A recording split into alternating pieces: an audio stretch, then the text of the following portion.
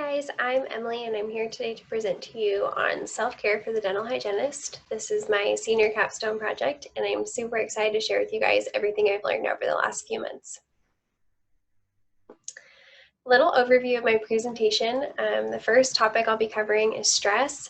When I first decided to look at self-care for my project, I knew it was important to establish a strong foundation for why this topic was important and why I saw a need for more self-care within our profession. So I looked at the effects of stress and the impact that it has on our lives. And then from there, I will go into why I chose self-care for my project and why I see self-care as an answer to a lot of the problems we face with stress. And then I will talk about what self-care is and also some common misconceptions about self-care and kind of what self-care isn't. And then I will also discuss the relationship between self-care and dental hygiene, which is obviously very important for us. And then finally, the impact that I see self-care having on our profession. So physical effects of stress, this is kind of a review for us, but the central nervous system triggers the sympathetic nervous system to cause our fight or flight response.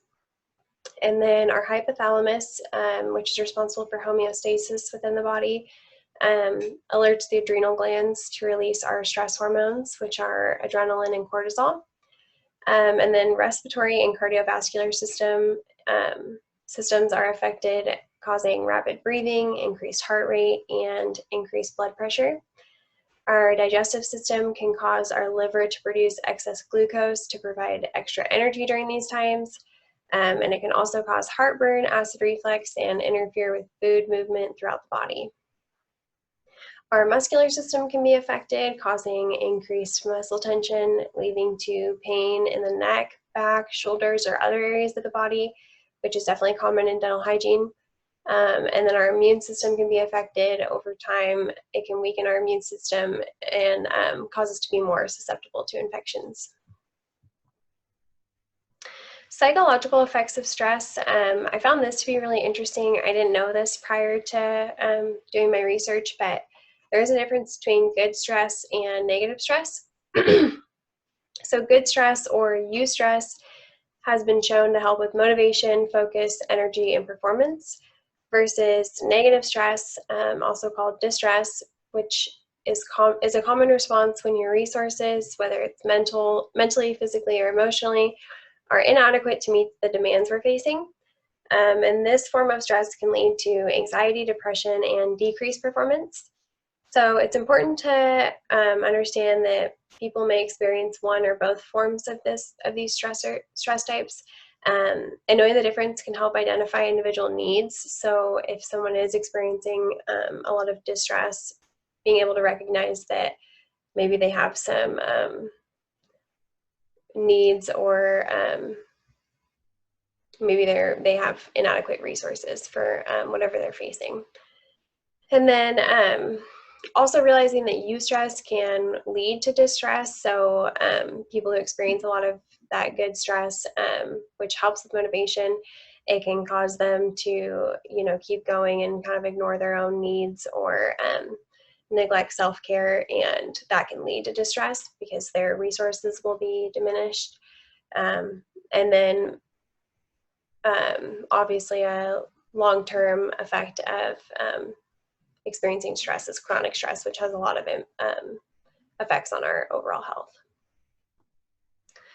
So impact of stress, the American Institute of Stress did some research in 2014 that found that nearly half of all Americans reported that stress had negatively impacted their personal and professional life. 77% reported that they experienced regular physical symptoms caused by stress. 73% reported they experienced regular psychological symptoms caused by stress.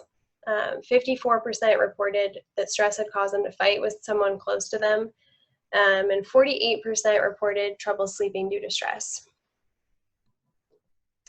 More than half of Americans believe this is the lowest point in our nation's history, and this is from some research the American Psychological Association did in 2017. And the study also noted that this fact was regardless of age. So among all age ranges, they found this to be true, that people believed this was the lowest point in our history. And then when asked what the biggest stressor like facing our nation's current state was, the most common response was healthcare. And 56% of Americans state that while they want to stay informed about the news, doing so causes them stress. And then this study also talked about how they found similar stress levels compared to previous years, but there was an increase in symptoms caused by stress, which may be caused by more chronic stress or people feeling more stress and that leading to physical responses. Suicide and mental health in America. Suicide rates in the U.S. have increased 24% from 1999 to 2014. The rate for women ages 10 to 14 years old showed the largest increase. In 1999, 7.7% of the U.S. population reported taking antidepressants, compared to 12.7% in 2014. And public attention to mental health issues is definitely rising. As we discussed in our discussion board last week, I also found an article that talked about how the Portland Police Department is trying to improve efforts on how they handle crises. And the Portland Police Chief was quoted stating, "We are working in the backdrop of a fractured mental health system that has gotten worse and worse." So they definitely feel the effects of our current mental health system in the United States. And then mental health issues are now serving as major platforms for presidential campaigns, as people are drawing more attention to this issue, and politicians are feeling that. And then also there's a lot of discussion about how we tend to treat symptoms in America and don't always get to the root cause of these issues, which can oftentimes cause more symptoms instead of actually solving the problems. So effect of stress on healthcare. Healthcare workers have been reported to experience more stress than any other industry. And that was according to a survey, a nationwide survey that was done by Career Builders and MiracleWorkers.com. And it also stated how healthcare workers are more prone to stress and professional burnout. And 69% reported feeling stressed in their current job, and 1 in 6 described themselves as highly stressed. 55% reported that their workload had increased in the past year, and 25% reported they were planning to change careers. And this article also discussed how mental and emotional health has definitely been shown to be affected by our work environment. And there's just an overall call to action for overall health and healthcare in our country.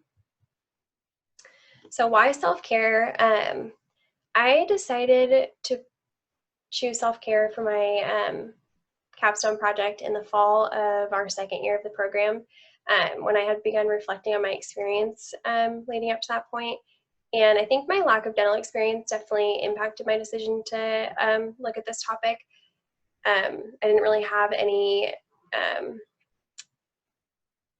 ideas about the dental field or the profession before the program, and so all of my my whole impression of dentistry has just been from this program, and I think that that kind of helped me realize the overall need for more self-care within our field. And then I think also the journey for our class and my personal journey through the program, having dealt with so many obstacles, you know, with us starting the program during accreditation and so many position changes, and then now dealing with the COVID outbreak, it's just been, I think, especially tough for our class, which also helped me decide on this for a project for us. And then also the stigma surrounding dental hygiene school. You know, when we started the program and you see how stressed out and miserable the class above you is, and then also hear horror stories from other professionals in the field, I think it creates a very negative or stressful stigma that definitely influences all of us. And then just the overall culture in our profession, I think there's just a strong need for more unity and more discussion about important topics like this within our profession. And then also the high demands and intense pressure within our program, and then also our profession. I think that we have a tendency to overwork ourselves and just have a lot on our plates. So I think that makes this topic especially important for us. And then the lack of formal self-care education, just kind of across the board. I mean, we definitely see it within our field. A lot of people just aren't educated on their oral health or just their overall health. You know, people don't really understand how to take care of themselves or understand that why factor, which is definitely motivating for most people with regard to their habits and stuff. So I think there's just a need for more formal education on how to take care of ourselves.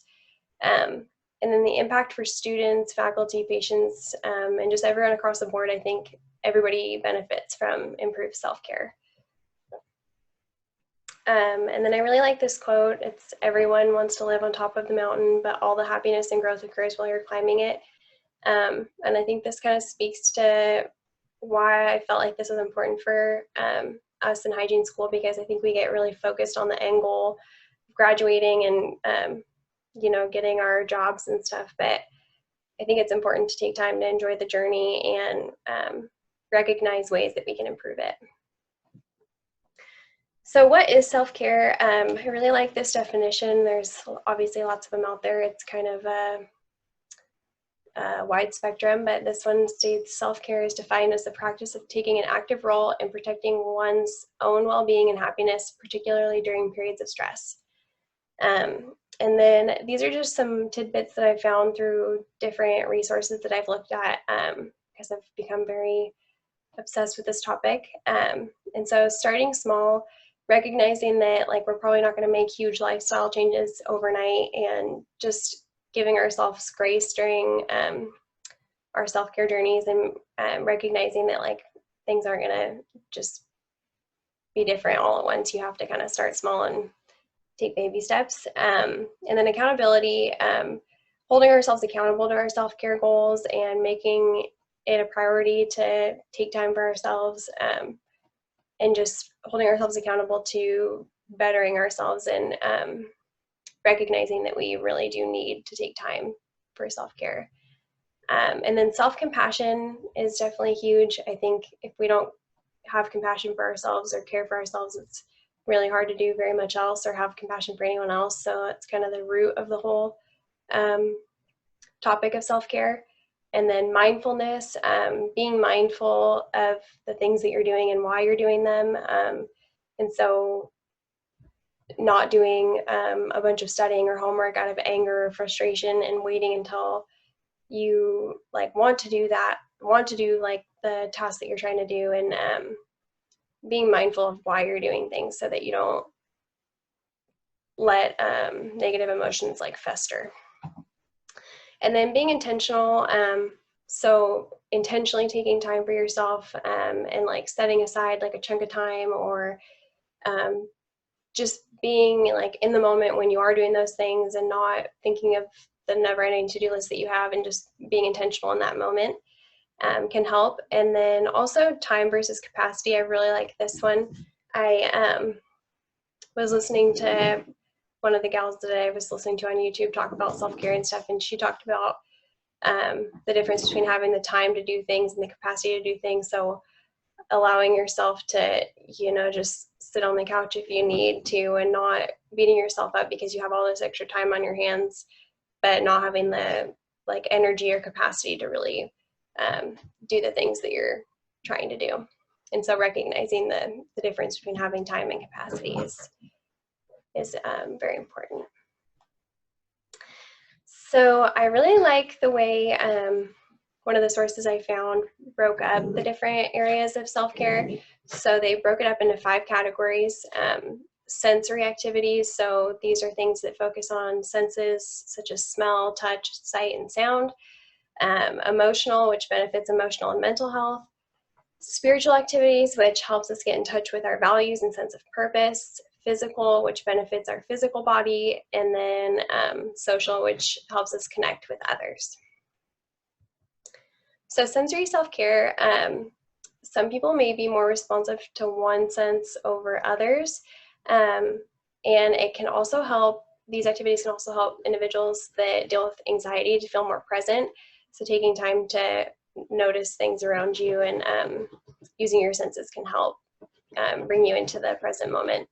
So some examples of these activities could be taking a moment to focus on the movement of your own breathing, whether that's like meditation or yoga, or going on a walk and smelling fresh air, feeling warm water on your skin during a hot bath or shower, lighting a candle or using an essential oil diffuser while studying, and then taking a moment to play with your pet. So I like all of those examples. Easy ones.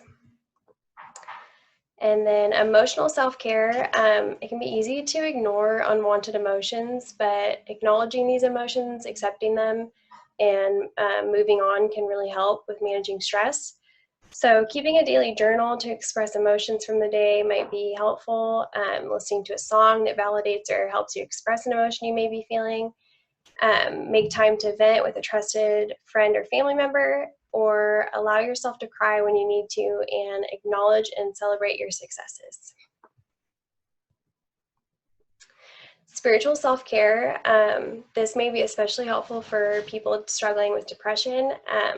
As it can help establish a strong sense of purpose or who you are. And for some people it might be religious, and some people it might not be.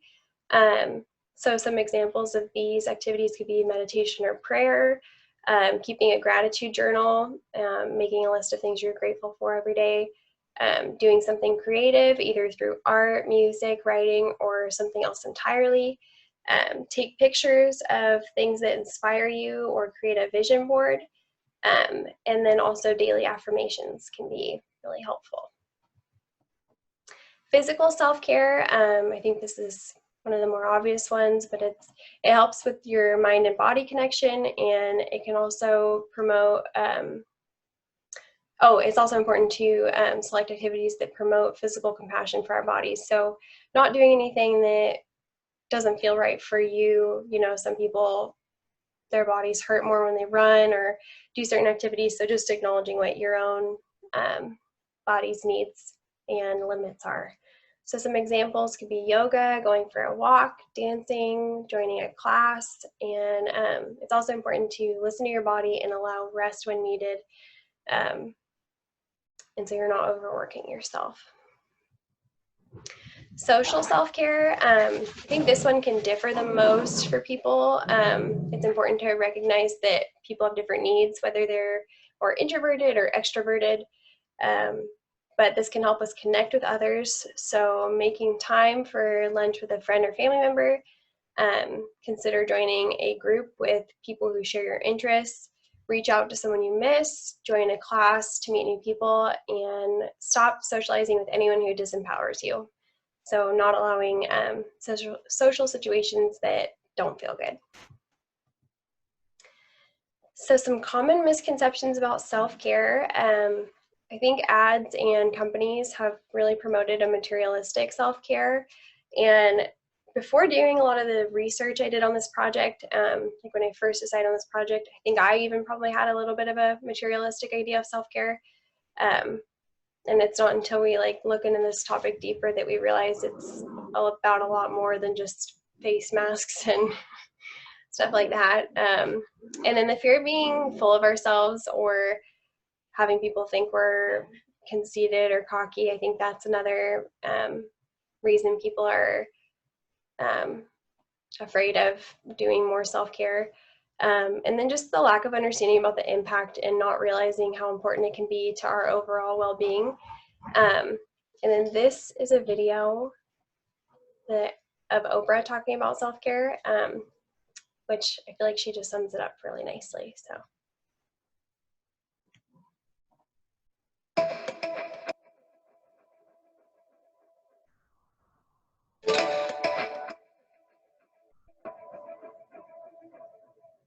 The truth is, you don't have anything to give that you don't have.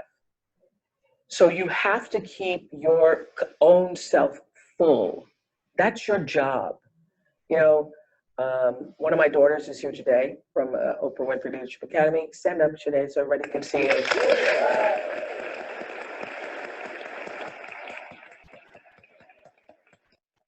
You're going to end your first year soon. Oh my God, it's first year. Um, I say to my girls all of the time that your real work is to figure out where your power base is and to work on the alignment of your personality, your gifts that you have to give with the real reason why you're here. That's the number one thing you have to do, is to work on yourself and to fill yourself up and keep your cup full. Keep yourself full. Now, I used to be afraid of that. I used to be afraid, particularly from people who say, oh, she's so full of herself. She's so full of herself. And now I embrace it. I consider it a compliment that I am full of myself. Because you only when you're full, I'm full, I'm overflowing, my cup runneth over. I have so much to offer and so much to give. And I am not afraid of honoring myself. You know, it's miraculous when you think about it. First of all, for me, my father and mother never married. They had sex one time underneath an oak tree because she was wearing a poodle skirt in 1953. And my dad, to this day, says, I want to know what's under that skirt. That's what I want to know.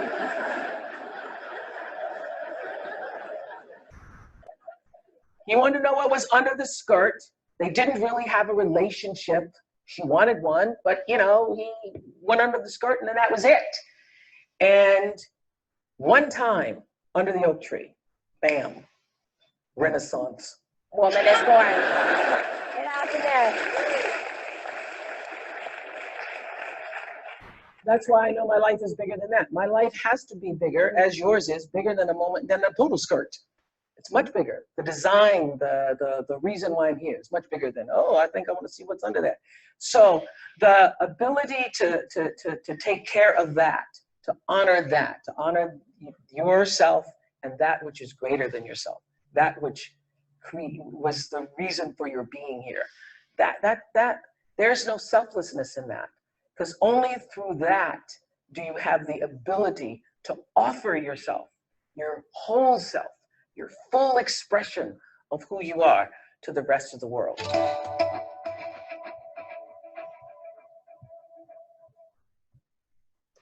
So I really like the way that she talks about this, and I feel like it's especially important when you're talking about the misconceptions about self-care, because we do kind of have this fear of being full of ourselves, but it's not something we should be fearful of and something we should embrace instead. Oops. Okay, so the relationship between self-care and dental hygiene. This is something I thought a lot about how to kind of speak to the importance of it for us in our profession, and why this can be such an important topic. And so these are kind of some ideas that I came up with and thoughts that I had. So we already have a strong understanding of how the whole body is connected. I'd say more so than a lot of people really realize, because we see exactly how things that are completely unrelated to the mouth are connected, you know, and different diseases manifest in our mouths and stuff. And so I think it's important that we already have this understanding of how our whole body relates to one another and how it can impact different areas of our body. And then we also see how a lack of self-care manifests in the mouth. So it's a really intimate aspect of self-care, but how people take care of their oral health. And, you know, we see how a lack of education can really cause people to neglect this form of self-care. And then physically and mentally demanding profession, I think that it's so important for us to acknowledge like how intense our profession is and how important it is for us to take care of ourselves. And then, as I kind of mentioned, oral hygiene habits are such an important aspect of self-care. And so realizing that and acknowledging that can kind of help us have more self-care conversations and make this a bigger discussion. And then we also have a strong understanding and value for prevention, more so than a lot of, I would say, other healthcare professions, because, you know, with nurses and other professions, they're looking at treating stuff that's already going on. And obviously they're focused on prevention a little bit too, but I think they just get so overwhelmed with the demand in our country that it's hard to really focus on prevention, versus for us, that's kind of like our main focus. So I think we can kind of help educate people on how essential prevention is. And then we also have the opportunity for more education for patients, and being able to talk to them more about self-care and how their oral hygiene habits are a big component of their overall self-care. And then we can also be advocates for others, healthcare professionals, you know, with nursing and just all the different fields. We can kind of advocate for them about how important self-care is, and also just prevention in general. The impact I see self-care having for us is improved quality of life for sure, and also improved education from stress reduction. We'll be able to retain more information and learn more, and then improved communication and working relationships with faculty, and then also just office staff. We will be able to graduate more confident, motivated, and empowered students, and then increased creativity and critical thinking allows for further advancements in our field. And it's also just going to have a huge impact on the future of our profession if we all just take care of ourselves and help each other take care of themselves. And then also another component that I see having an effect on is leadership. We have to be leaders in our practice.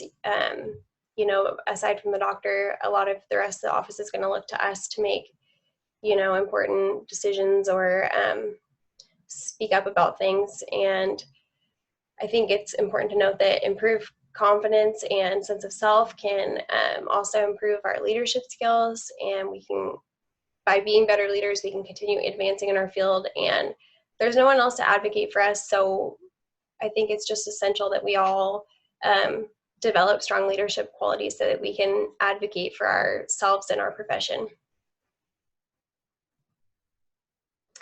And then mental health awareness, increased self-care can lead to more self-compassion, allowing for more compassion for others. And it's a bigger conversation than it used to be. I think we already kind of touched on that with our discussion board, and I think everybody's just more educated on mental health than they used to be, and I don't think it's really a question anymore about how important this conversation is. And then accountability for ourselves and each other with mental health and self-care. I think the more conversations we have and the more we can hold each other accountable, the more we'll be able to stick to really making positive changes. And then improved understanding of patients and others. With improved mental health awareness, we can just really appreciate where other people are coming from more and have more compassion and understanding of what other people are going through. And then the future of dental hygiene, I think we just have to keep asking ourselves, how can we continue to improve our profession? I think self-care is a huge step in the right direction, by empowering ourselves to, you know, empower others. And also acknowledging that our feedback is important and essential to positive changes in our field. So not ignoring the things about hygiene school, that it is time to, you know, change and kind of figure out how we can be better and keep asking ourselves how we can be better. And these are my references. And I thought I would leave you guys with this quote. I love this. The best time to plant a tree was 20 years ago, but the second best time is now. And I think that really speaks to, you know, a lot of the aspects to self-care. We can't beat ourselves up about anything that's happened before. We can only move forward and just continue to grow and make positive changes for ourselves and our profession. Thanks for watching, guys. I'm so excited I got to share everything with you. Take care.